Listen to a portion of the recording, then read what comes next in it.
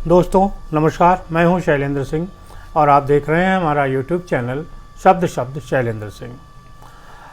मुग़लों ने जब देश पर हमला किया था उस समय हिंदू राजा थे और वो अलग अलग अपने राज्यों में बटे हुए थे।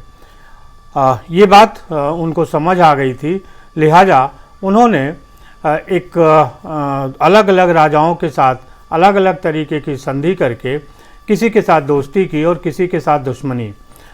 उन्होंने ये देखा कि किस राजा का दुश्मन कौन सा राजा है, उसको अपनी तरफ मिलाया और इस तरीके से भारतीय राजाओं को उन्होंने हराया और उसके बाद भारत पर शासन किया।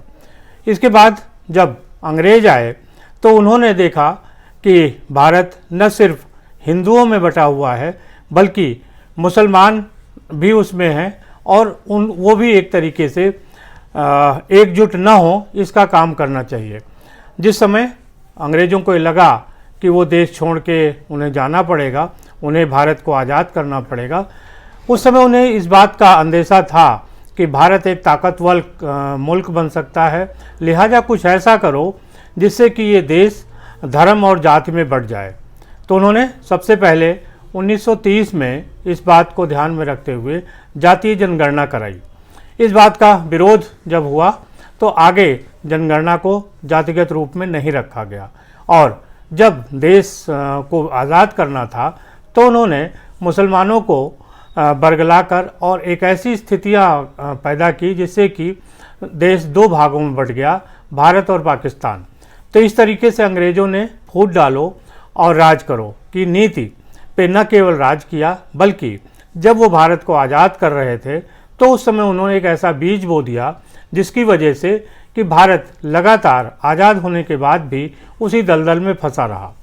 और ये जो अंग्रेज़ों ने सिखाया, मुसलमानों ने सिखाया, जो मुग़ल थे उन्होंने सिखाया, जो और आक्रमणकारी थे उन लोगों ने सिखाया, इसी बात को हमारे नेताओं ने भी आगे जारी रखा और वोट की राजनीति के लिए शुरू से ही देश को पहले जो प्रदेश थे उनको भाषा के स्तर पर बांटा गया, उसके अलावा जाति के स्तर पे अलग अलग क्षेत्रवार जो माहौल था, क्षेत्र और भाषा के नाम पे राज्यों का बंटवारा हुआ। इसका समाज पे एक बुरा प्रभाव पड़ा और देश पर भी इसका बुरा प्रभाव पड़ा।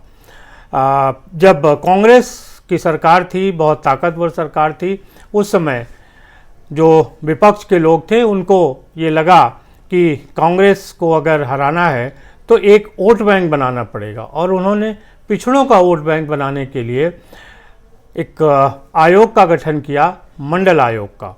मंडल आयोग के जो अध्यक्ष थे बीपी मंडल, वो बिहार के रहने वाले थे और इस आयोग का काम ये था कि वो पिछड़ी जातियों के बेहतरी के लिए एक रिसर्च करे और अपने सुझाव दे। बीपी मंडल ने इस काम को किया और इस सुझाव को आगे बढ़ाया, लेकिन जो उस समय की तत्कालीन इंदिरा गांधी सरकार थी उसने इस रिपोर्ट को आगे नहीं आने दिया।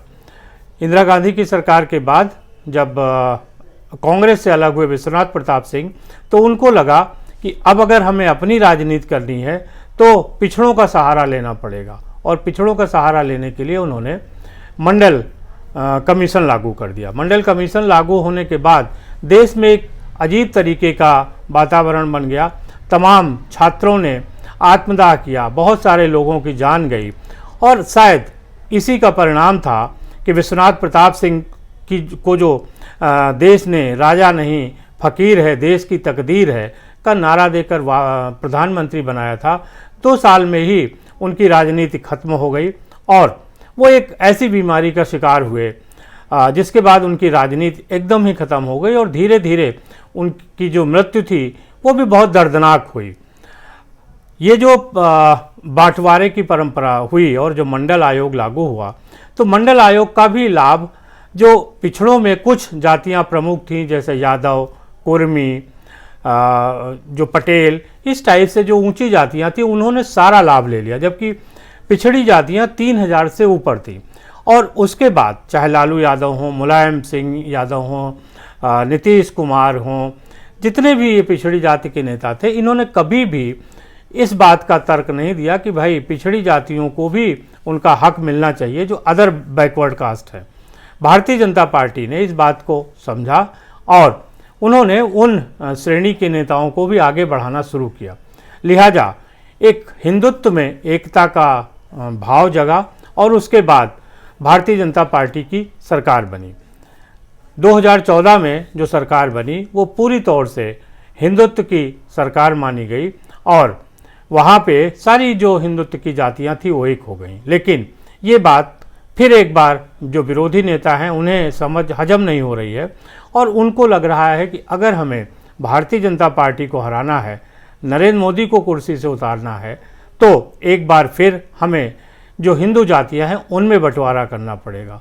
और इसके लिए आज तमाम ऐसे नेता पिछड़ी जातियों की जनगणना की बात कर रहे हैं जो शायद अंग्रेजों ने की थी और उसके बाद उन्होंने नहीं किया।